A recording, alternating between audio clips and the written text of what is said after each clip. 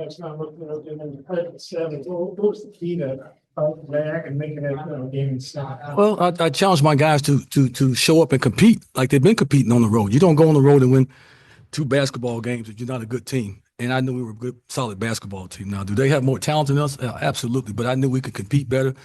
That first 5 or 6 minutes of the game, we were deer in headlights. We were terrified for no reason. We turned the ball over. Now they got 19 turnovers. We turned it over 19 times, and they got 28 points off of that.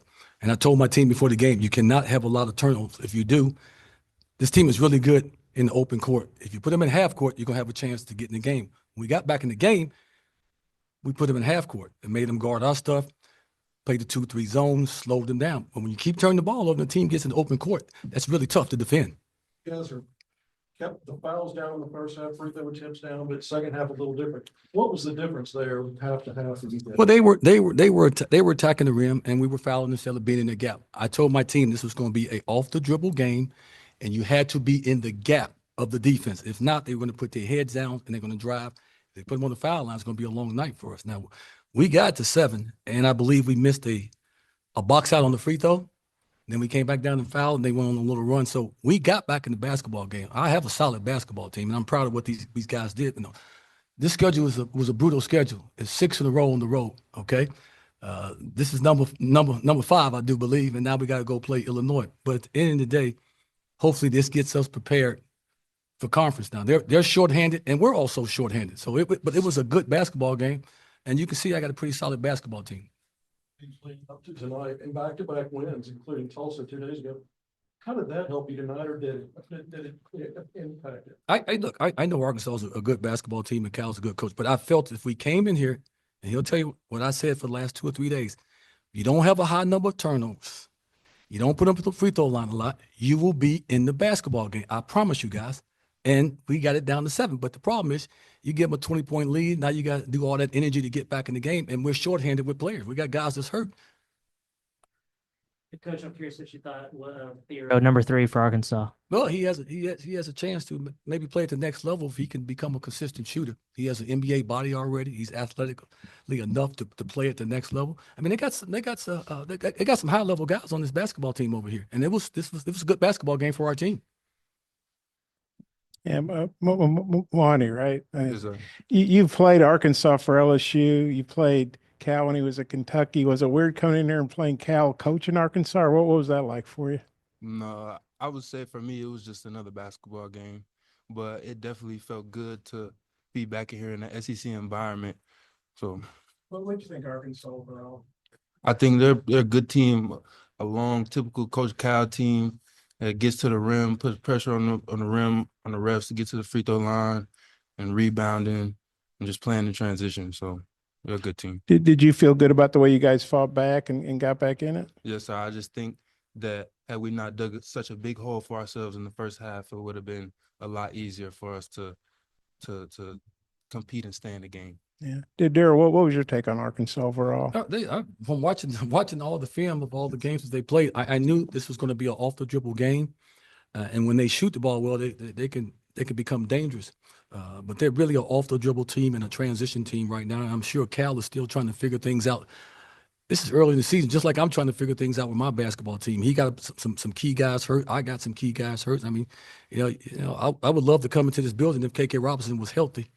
And just see what he could do against these guys. But, I came in shorthanded and no excuses. You got to play the game. Nobody feels sorry for anybody. Hell, Cal got some guys out too. He's bitching about that himself. So at the end of the day, I thought it was an entertaining basketball game. I thought these guys competed and played hard, and I challenged them to compete in the second half, and they came out and got it and cut it down to 7 and made it a very interesting basketball game.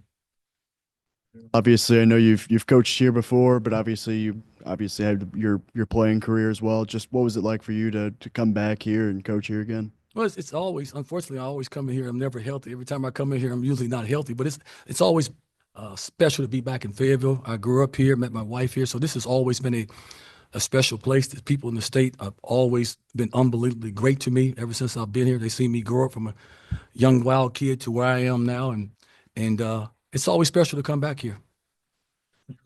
What do you think about Boogie Fland and his potential? Well, if he can shoot the ball consistently and be a consistent shooter, his upside is really tremendous. He's getting a chance to play a lot of minutes. He's also getting a chance as a young player, and this is big. He's getting a chance to play through mistakes and stay in the game. And that's when you get more confident as a basketball player, when you can play through mistakes. And he's playing through mistakes right now. But he's a good basketball player. Make no mistake about that. Defense, especially early on, a lot of like switching everything. Mm-hmm. That's something they haven't done all season. Did that play a part maybe in sloppy start a little? Well, I knew they were going to switch, and Mwani will tell you, I teach my guys how to attack the switching. Let's just be honest. I thought my guys were a little nervous in the first 7-8 minutes of the game. That showed by how many turnovers we had in the basketball game. But I knew if we settled down and we ran our offense, watching film, I knew we could score some points. And look at my team, we got 43 in the second half. The problem was we were down 20-something at the time.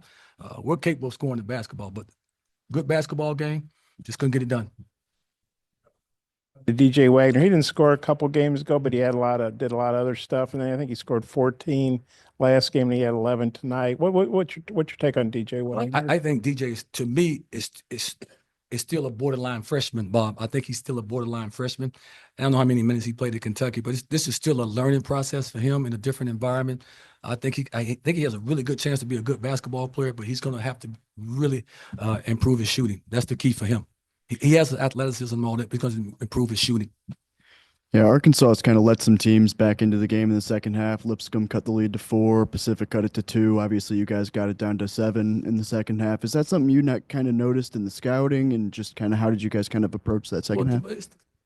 It's always a game of runs. They made theirs in the first half, and I challenged my team in the second half to go out there and compete and don't be scared of anybody and to embrace the environment. I love the environment. I wish I could go back and play in my days. I thought the environment was unbelievable environment tonight, man. I told those guys to go out and enjoy the environment, and they just, when we settled down and took care of the ball for a good stretch, we cut it to 7 and we're right back in the basketball game.